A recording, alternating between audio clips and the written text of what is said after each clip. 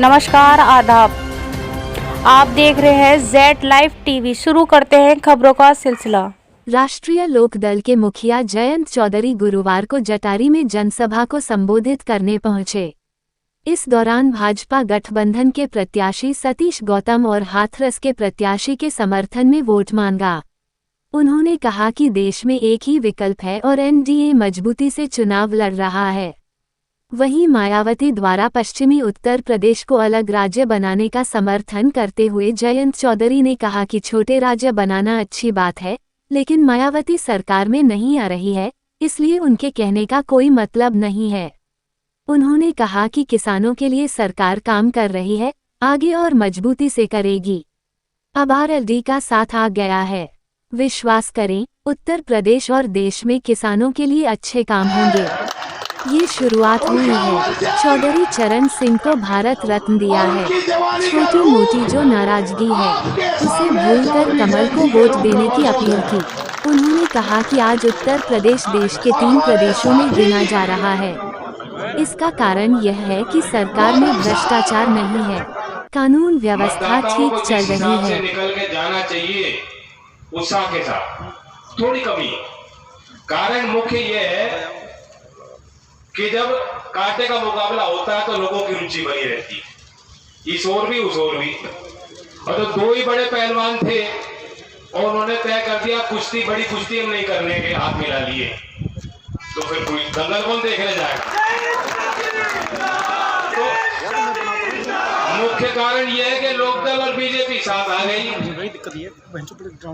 अब चुनाव ही है ही नहीं। जब चुनाव नहीं है तो उस तरह की लामबंदी भी दिखाई दे रही। अलीगढ़ क्षेत्र के हमारे प्रत्याशी आप अच्छी तरह जानते हो, मुकाबला जिनसे है उनको भी आप जानते हो। और मैं तो देख रहा हूं, एक आध वीडियो मैंने देखी हाल में, मैं बहुत सम्मान करता हूं वैसे उनका, लेकिन कहीं रो रहे हैं और कहीं खुशी में नाच रहे हैं मंच पे ही।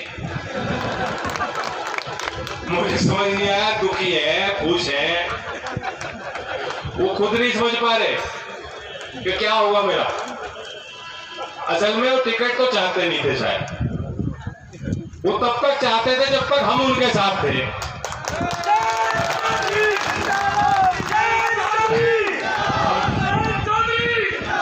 मनी मन, चूंकि उन्हें मालूम है जब मैं भी वहां था तो मैंने ही कहा था इनको लड़ा देना। अब जब मैं वहां नहीं हूं और उनकी इच्छा लड़ने की नहीं है, जब उनको ये ध्यान पड़ता है कि अरे लड़ना पड़ेगा तो रो पड़ते हैं। और जब याद आती है कि चुनाव खत्म हो गया, 26 तारीख में खत्म हो जाएगा, तो हंस पड़ते हैं। उन्हें भी हाथ दिखाई दे रही है। तो इसलिए आप से फिर भी मैं कहूंगा, ये मत सोचना का काम है वो। वोट पड़ेगी तब गिनती होगी, और जब गिनती होगी तब हमें कुछ ताकत मिलेगी।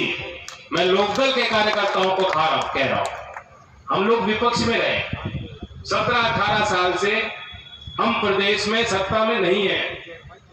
और देश में जितने क्षेत्रीय दल हैं जो उस कुंबे से निकल के आए हैं, तो चौधरी चरण सिंह जी का दौर था, या तो वो पार्टियां मुख्यमंत्री के पद के दावेदार हैं, दौड़ में हैं, वरना इतने सालों सत्ता से बगैर, सत्ता के बाहर रह के राजनीतिक पार्टियां चल नहीं पाती। ये हमारे कार्यकर्ताओं की ईमानदारी है, लगन है, चौधरी चरण सिंह जी के और उनकी नीतियों के प्रति समर्पण है कि 17-18 साल हम सत्ता में नहीं रहे। आज भी मैं कहता हूं, समझौता मैं राजनीतिक दल से करता हूं, सम्मान अपने नेताओं का करता हूं, लेकिन मुझे वफादारी किससे करनी है? आपसे करनी है। और सतीश जी तो उसमें आगे शायद एक्साइट हो गए, उन्होंने पता नहीं कौन से पद दे दिए।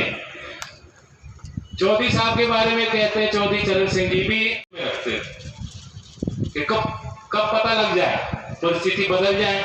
समझौता उन्होंने अपने असूल से, सिद्धांत से कभी नहीं किया। तो आप भी ये समझ ले, लोकदल के लोग, बहुत सालों बाद हमें मौका मिल रहा है सरकार में, लेकिन वो अवसर हमने इसलिए लिया है कि आपका भला कुछ हो सके। 2 मिनट नहीं लगाएंगे बाहर आने में, जहां मुझे लगे कि यहाँ भला नहीं हो रहा। लेकिन एक कारण है कि हम एनडीए में साथ आए, और कोई छोटा कारण नहीं, बहुत बड़ा कारण है। और आपको मालूम है क्या बात, क्योंकि अलीगढ़ मेरे घर के लोग हैं, यहाँ मेरे परिवार के संबंध है, बुआ जी हो, दादी हो, चौधरी साहब हो, चौधरी अजीत सिंह हो, मेरे परिवार को यहाँ तक पहुँचाने में, हमारे दल को यहाँ तक पहुँचाने में और चौधरी चरण सिंह को भारत रत्न दिलाने में अलीगढ़ के लोगों का आशीर्वाद है, इस जनपद के लोगों का। तो आप जानते हो मुझे किसके साथ खड़ा होना है? जो चौधरी चरण सिंह को भारत रत्न देंगे, उनका सम्मान इतना करते हो, मैं उनके साथ खड़ा होऊंगा या दूसरों के साथ खड़ा होऊंगा? कहां गुंजाइश बची, कौन सी नाराजगी बची? और जो सरकार, कोई जबरदस्ती थोड़ी थी, हमारी कोई शर्त नहीं थी, अपने दिल से जो सरकार भारत रत्न दे सकती है चौधरी चरण सिंह जी को, 53 उन महान नेताओं की सूची में अब चौधरी साहब का नाम हमेशा हमेशा के लिए दर्ज किया है भारत सरकार ने।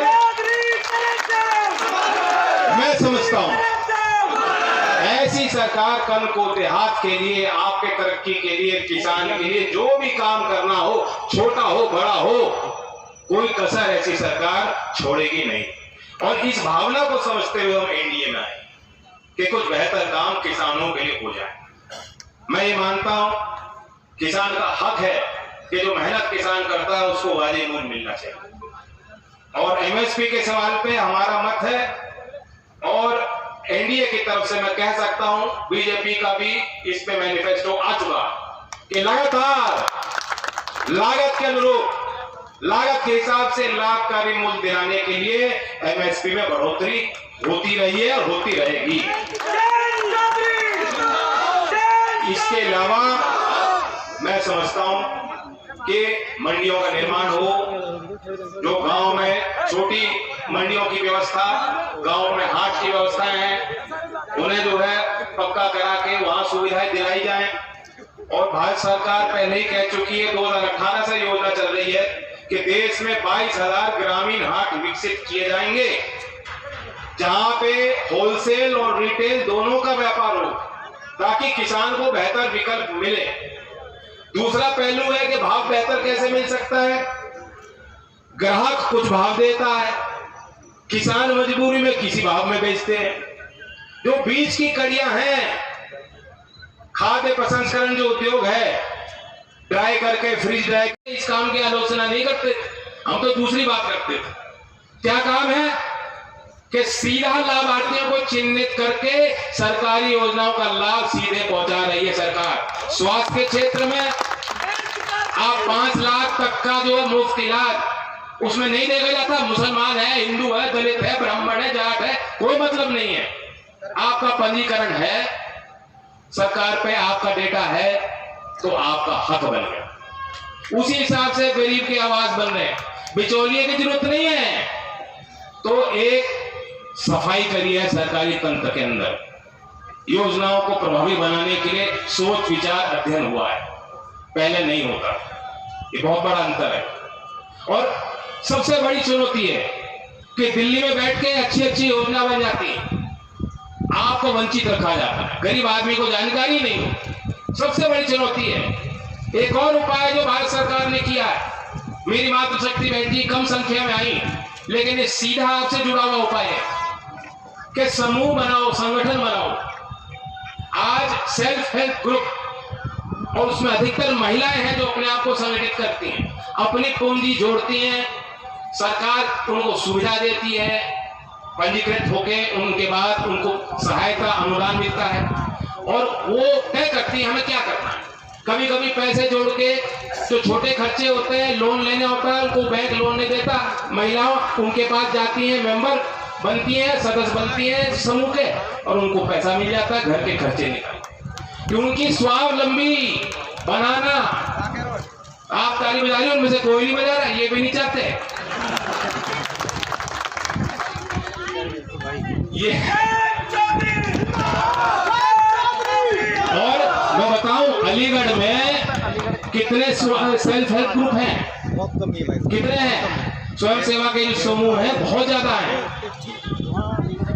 5,000 माफ कीजिएगा 5,059 है ग्रामीण क्षेत्र में। NRLM की वेबसाइट पे पढ़े लिखे नौजवान आप लोग हो, जाके देख सकते हो। जो राष्ट्रीय ग्रामीण आजीविका मिशन अभियान है उसकी वेबसाइट पे जाके देखना, अलीगढ़ डिस्ट्रिक्ट वाइज जानकारी है। 5,059 सेल्फ हेल्प ग्रुप यहाँ कार्यरत हैं और उसमें 1,62,661 सदस्य हैं, महिलाएं हैं। उसमें बड़ी संख्या बिलो पॉवर्टी लाइन की महिलाएं हैं, गरीब परिवार की महिलाएं हैं। मैं पूछना चाहता हूं, दिया और फिर आगे बेचा, जब तक उन कड़ियों में किसान की भागीदारी नहीं बढ़ेगी, आप सोचो सिर्फ फसल पैदा करके हमने बेच दी और हमें वाजिब मूल्य मिल जाएगा, बहुत कठिन है। किसी भी सरकार के लिए वो दिलाना कठिन है जब तक उन कड़ियों में किसान की, काश्तकार की भागीदारी हम सुनिश्चित नहीं करेंगे। और इसमें निजी व्यापार का, निजी उद्योग का बहुत बड़ा योगदान होता है। चौधरी अजीत सिंह जी की कोशिश थी कि आगरा में आलू के निर्यात के लिए एक विशेष केंद्र बनाया जाए और मुझे खुशी है कुछ ही दिनों में आप सुन लेंगे कि अंतरराष्ट्रीय स्तर का एक ऐसा केंद्र जो किसानों में बेहतर पद्धति को विकसित कर पाए, कम लागत में ज्यादा उत्पाद कैसे हो, उन कड़ियों में भागीदारी किसान की कैसे बढ़ाई जाए, ऐसे अंतरराष्ट्रीय स्तर का एक प्रतिष्ठान का निर्माण हमारे पश्चिमी उत्तर प्रदेश और खासतौर से आगरा क्षेत्र में होने जा रहा है।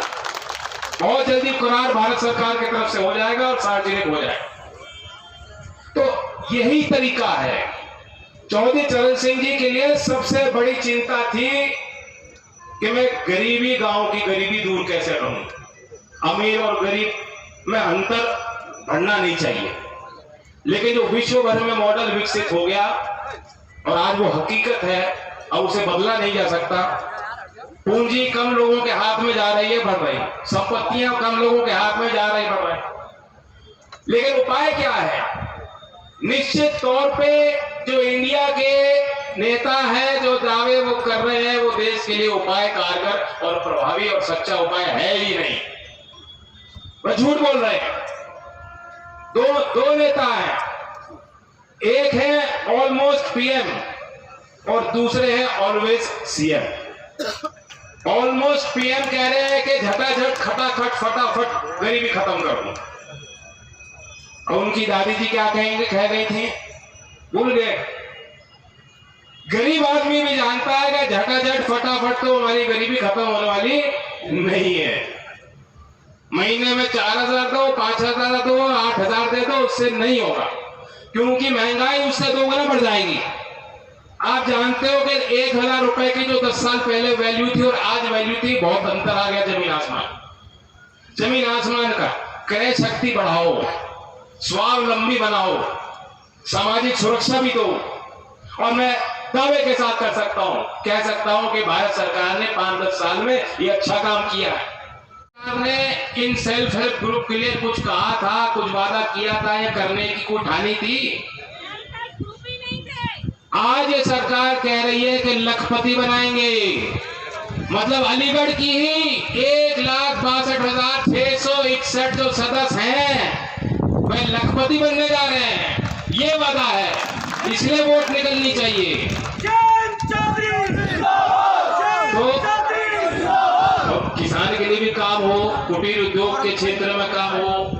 आज उत्तर प्रदेश स्टार्टअप की जो स्कीम्स हैं, कुटीर उद्योग, एमएसएमई के जो यूनिट हैं, जब आकलन पूरे देश का होता है कि कौन सा राज्य अच्छा कर रहा है, तरक्की कर रहा है, आज पहले 3 राज्यों की संख्या में उत्तर प्रदेश का नाम अब आने लगा।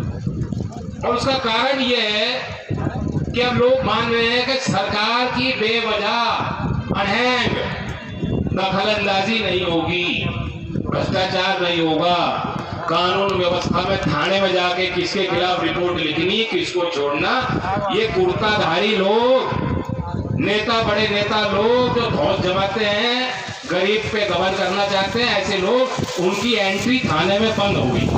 ये है कारण। जहां पक्षपात नहीं होगा तो आप अपने काम खुद कर लोगे, आपको क्या जरूरत है किसी? यहाँ क्षेत्र के लोगों को जरूरत नहीं, हम लोगों की इन्हें कोई जरूरत नहीं, खुद इंडिपेंडेंट है, मजबूत इलाका है, पश्चिमी उत्तर प्रदेश का इलाका। तो इसलिए आप अपनी राजनीति मजबूत करो। मैंने ये अलायंस इसलिए किया है, लोक दल को भी ताकत देनी है। और यहाँ हमारा सिंबल दोनों क्षेत्रों में, अनूप जी तो कह रहे थे कि मैं पुराना हूँ हाँ, पार्टी में पदाधिकारी भी रहे हैं। और मैं बताऊँ ये भी कारण मैं इंडिया में क्यों आया। मुझे लोग मिलने आते थे बॉस, कह जी हम आपके ही हैं, क्या मेरे हो, अच्छा पार्टी में तो सक्रिय नहीं, कन्नड़ा जी हम भाजपा में वैसे हैं आपके ही। तो मैं सोचा ये मेरे काम तो आ नहीं, हो सकता है यही सही हो। अब इन पे कोई बहाना तो नहीं बच रहा। अब एक मंच पे आ गए अनूप, अब इन पे कोई बहाना नहीं, वरना कहता हम आपके लेकिन सामने नहीं आ सकते। तो हमने एका बनाने के लिए, पुराने परिवार को इकट्ठा करने के लिए, एक जगह लाने के लिए, चौधरी चरण सिंह के विचारों को आगे बढ़ाने के लिए, चौधरी अजीत सिंह जी को श्रद्धांजलि देने के लिए मैं आपसे उम्मीद करता हूं, इस क्षेत्र से विशेष उम्मीद है, छोटी मोटी जो भी कारण नाराजगियां रही हो उन्हें भुलाकर यहाँ कमल का फूल दोनों क्षेत्र में आप खिलाएं। और याद रखना, जब खिलेगा कमल का फूल, क्योंकि नल और कमल में अच्छा तो बंदी है, तो खिलेगा कमल बढ़ेगा नल, खिलेगा कमल बढ़ेगा नल। यहाँ नल चलने वाला नहीं, मैं कह रहा चलेगा नल नहीं है, यहाँ नल नहीं, वो आगे रह रहे। अभी आपको कमल का फूल ढूंढना है। इस क्षेत्र में, अलीगढ़ के पार्लियामेंट्री क्षेत्र में दूसरे खाने पे है, ईवीएम मशीन में जाके दूसरे खाने पे नाम, इनका चेहरा, इनकी तस्वीर चेक करके कमल का फूल देके धाड़ बटन दबाना। और हाथरस में तो आप पहले नंबर पे हैं, ये है ही पहले नंबर पे, तो पहले नंबर से पहले भी पहुंचा दो। धन्यवाद, जय हिंद। आप जटारी में आए हो सर, किस उद्देश्य से सर? जो यहाँ पे जनता जो नाराज थी उसको मनाने के लिए क्या सर? सच कोई नाराज नहीं थी, तो होता है लोकतंत्र में नाराजगी होती है, फिर लोग अपने आप को देखते हैं, बड़े मुद्दों को देखते हैं। देश में आज एक ही विकल्प है और एनडीए मजबूती से चुनाव लड़ रहा है। मुझे पूरी उम्मीद है, अलीगढ़ और हाथरस दोनों क्षेत्र के यहाँ प्रत्याशी मंच पे थे, पूरी उम्मीद है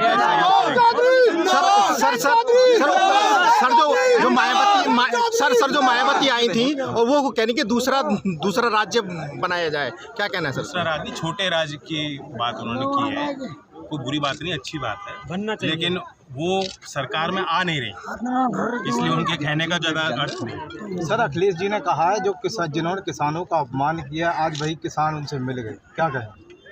किसानों के लिए सरकार काम कर रही है और आगे और मजबूती से करेगी। अब लोकदल का साथ आ गया तो किसान विश्वास करें, उत्तर प्रदेश में भी और देश के लिए भी किसानों के लिए अच्छे काम होंगे। एक शुरुआत हुई है, चौधरी चरण सिंह जी को भारत रत्न दिया है और